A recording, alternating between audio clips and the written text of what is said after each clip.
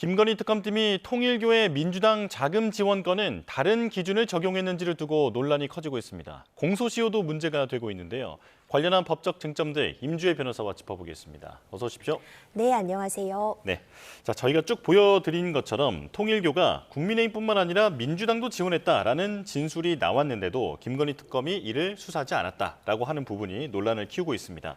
자, 특검팀은 특검법상 수사 대상이 아니라고 설명을 하고 있는데요. 어떻게 된 겁니까? 그렇습니다. 이 통일교 측 전 간부 윤 전 본부장이 지금 내놓고 있는 이야기가요. 국민의힘 측에만 통일교 측이 어떤 자금을 제공하고 어떤 알선을 한 것이 아니라 민주당 측 인사에게도 특히 윤석열 대통령의 당선 이전부터 접촉해 왔다는 그런 진술을 했던 것이 새롭게 확인이 된 겁니다.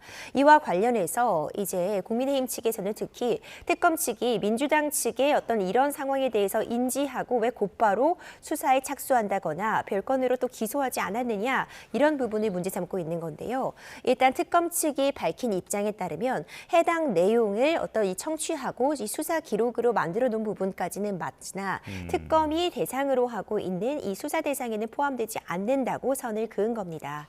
지금 특검법에 따르면요. 이 특검을 진행을 하면서 특히 김건희 여사 특검 같은 경우에는 관련된 사건들을 수사를 하다가 새롭게 인지된 사건에 대해서도 권한을 갖고 있는 것이라고 명시가 되어 있습니다. 다만 인지하는 모든 사건에 대해서 수사하는 것은 너무 그 범위를 넓히는 것이기 때문에 적절하지 않고 관련 있는 것들만 수사를 하고 다른 인지 사건들은 원칙으로 돌아가서 다시 수사를 하도록 하겠다라는 입장인데요. 지금 윤 전 본부장 측이 민주당 인사에게 금품을 건넸다고 진술한 시점이 2022년도 대선 이전의 일이고 그렇다면 이것은 현재 특검이 대상으로 하고 있는 그런 부분과는 너무 거리가 먼 것이기 때문에 수사 대상으로 삼지 않았다는 설명 나오고 있습니다. 예. 그런데 선별 수사 의혹을 제기하는 측에서는 공소시효를 봤을 때 충분히 의심할 수 있다라고 하는데 이게 어떤 얘기입니까? 이 불법 정치자금 수수와 결국 관련된 부분인데 네. 만약 민주당 인사가 이 통일교 측으로부터 어떤 불법적인 정치자금을 받았다면 그 공소시효, 그러니까 처벌을 할 수 있는 그 기한이 공소시효라고 볼 수 있는데 네. 7년입니다. 지금 2025년이 다 지나고 2026년도에 다가오고 있는 시점에서 이 7년을 역산해 보면은요 얼마 남지 않았습니다.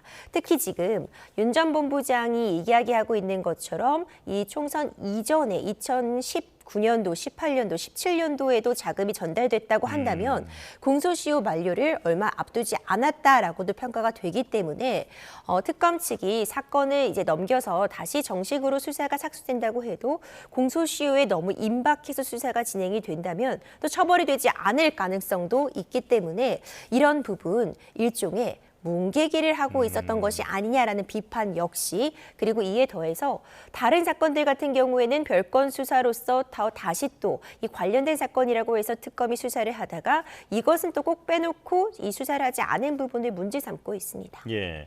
그런데 이런 진술이 나온 게 그 자신의 공판에서 윤영호 전 통일교 세계본부장이 이런 얘기를 했단 말이죠. 자, 증언 선서가 되어 있는 상황이었기 때문에 이런 진술이 신빙성이 있다라고 볼 수 있겠습니까? 일단 기본적으로 이미 여러 가지 재판으로서 수사를 받고 있는 상황이고요. 본인의 입장에서 봤을 때 현 시점에서는 이미 많은 이야기를 하고 있는 인물이기 때문에 굳이 뭐 거짓된 내용까지 이야기할 필요가 있을까? 특히 현재의 신분을 고려할 때 본인에게 이득이 됨이 없음에도 불구하고 굳이 한쪽에 불리한 증언을 할 이유는 없다고 봅니다. 일단 정확한 부분은요. 이것의 어떤 진위 여부는 추가적으로 수사를 통해 밝혀질 부분이라고 보고요. 아직 계속해서 재판이 진행되고 있는 상황이기 때문에 추가로 다른 구체적인 진술이라던가 증언도 나올 가능성을 배제할 수는 없을 것 같습니다. 예. 자, 이 민주당과 통일교 사이에 그 의혹을 계속해서 제기하는 측에서는 사실 김건희 특검의 이번 수사를 보면 상당히 별건 수사를 많이 해왔다.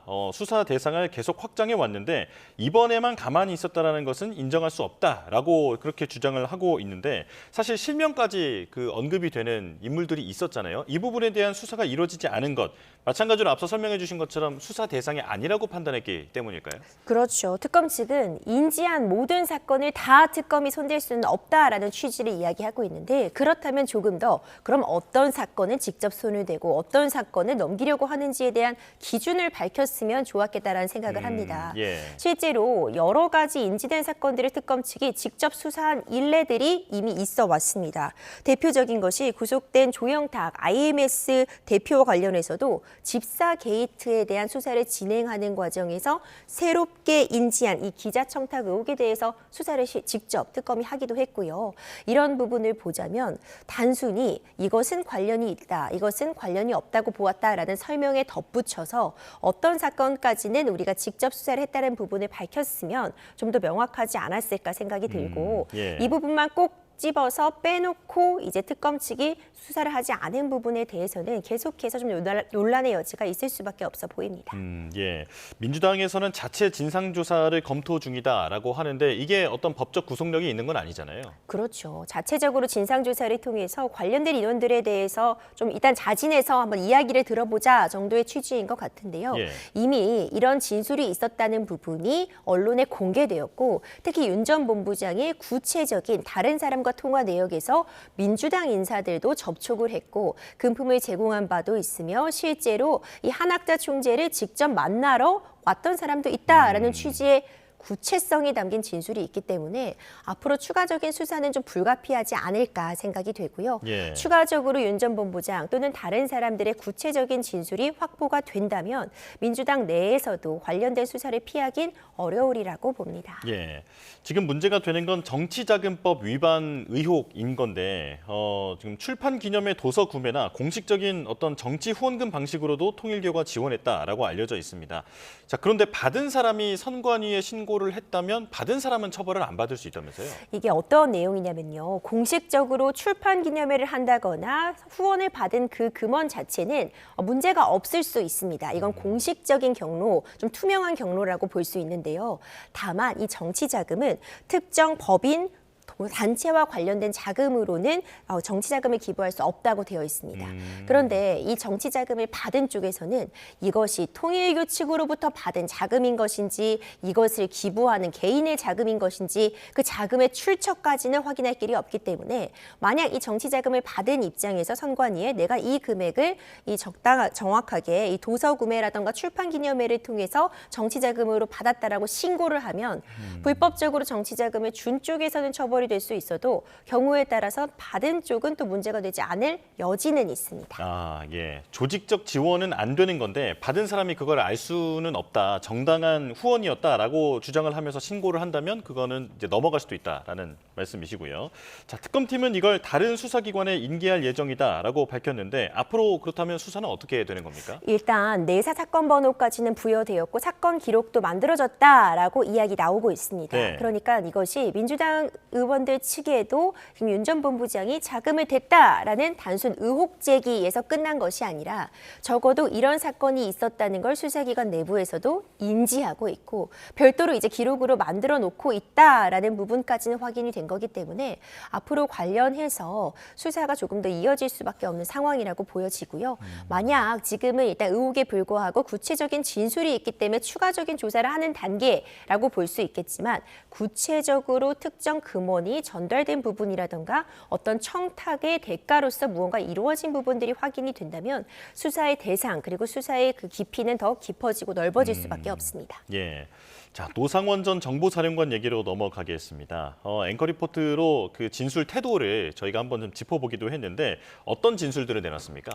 여러 가지 이야기들이 있었는데 사실 이 어제 있었던 증인신문 초반에는요 대부분 진술을 하지 않았습니다. 그러니까 증언 거부권을 행사한 건데 본인 역시도 피고인으로서 재판을 받고 있기 때문에 증인 선서는 하고 본인 재판과 관련이 있어서 불이익한 처분을 받을 수 있기 때문에 증언을 하지 않겠다라고 한다면 법적으로 이건 보장이 되는 권리입니다. 예. 그런데 이제 진술 태도도 좀 문제가 됐었는데요. 증언을 하면서 귀찮으니까 대답을 하지 않겠다라는 그런 부분들이 있으면서 이 지기현 판사 역시도 재판장도 이 부분에 대해서는 태도를 지적하기도 했고요. 이렇게 오전에는 별 이야기를 하고 있지 않다가 이제 후반부에 들어서는 여러 가지 이야기를 내놓았는데 일단 큰 줄기를 보자면 본인의 진술을 좀 회유하려는 시도가 있었다. 일명 플리바게닝이라고 해서 진술의 대가로 어떤 이걸 양형에 참작을 해주겠다, 감면을 해주겠다는 플리바게닝 시도가 있었고, 그리고 지금 내가 여기서 모든 이야기를 다 하고 싶지만 본인의 재판에 불이익한 처분을 받을 것이 너무 분명하기 때문에 모든 이야기는 할 수 없다라는 취지의 이야기를 계속해서 증언했던 바가 있습니다. 예, 이 내용을 좀 짚어보면 노상원 수첩 얘기가 나왔는데 특검은 70쪽 분량의 수첩에 계엄 모의 정황이 담겨 있었다라고 주장을 했습니다. 자, 그런데 노 전 사령관은 별거 아니다라는 취지의 진술을 내놨는데 사실 내용은 상당히 살벌한 표현이 많잖아요. 그렇죠. 이 노상원 수첩이 이 비상계엄 초기부터 굉장히 화제로 떠올랐습니다. 이 수첩 내용을 보면 뭐 문재인 전 대통령, 이준석 의원, 뭐 유시민 전 이사장 이렇게 일명 정치인들이라고 볼 수 있는 또 유력 인사들에 대한 명단이 있었는데요. 특히 뭐 김두환, 차범근 이런 메모 부분을 언급을 하면서 어제 이제 증언을 하면서 김두환 같은 건 TV에서 야인 시대가 나와서 생각이 나서 적은 거고 차범근 전 감독 같은 경우에는 TV에서 손흥민이 나오길래 우리 때는 어떤 사람이 잘했지 생각하다가 적은 것이다. 이런 이야기를 한 취지는요. 예. 이 메모 자체가 누군가에게 보고를 하기 위한 그런 공식적인 성격의 문서가 아니라 본인이 생각나는 대로 그리고 이 작성한 시점 역시도 특정할 수 없는 메모 정도에 불과하다라는 취지로서 이 일명 노상원 측 이 수첩의 어떤 중요성이란 거나 구체성 그리고 이것이 누군가에게 보고되기 위한 그 직전의 문서 형태였다는 점을 반박하는 내용을 보여줬고요. 그리고 이제 D-Day를 표현하는 그런 문구 역시도 이 수첩에 담겨져 있어서 이것이 이 비상계엄 선포에 대해서 D-Day를 잡고 있는 것이 아니냐 이런 부분들이 또 이야기가 많이 나왔는데요. 이것은 언제 지금 내가 작성한 것인지 이런 부분들이 다 불분명한 부분이기 때문에 기본적으로 여기에 담겨 있는 내용을 억측한 거나 확대 해석하는 것에 대해서는 경계하는 그런 입장을 보였다고 평가가 됩니다. 예. 자, 그런가 하면 내란 특검팀 이제 곧 수사를 마무리해야 하는 시점이 다가오는데 국민의힘 임종득 의원 그리고 윤재순 전 대통령실 총무비서관을 불구속 상태로 재판에 넘겼습니다. 어떤 혐의입니까? 이것 역시도 이 무인기 침투 의혹과 관련된 부분에 대해서 이제 수사를 진행을 하다가 다른 사건을 인지한 그런 정황이 확인이 된 겁니다. 이 윤 전 비서관이 2023년도에 본인의 지인에 대한 인사청탁을 받고 당시 임종득 국가안보실 2차장에게 그 인사를 부탁했다라는 부분입니다. 예. 이 국가안보실 파견 직원으로 결국 이제 임원이 되었는데요.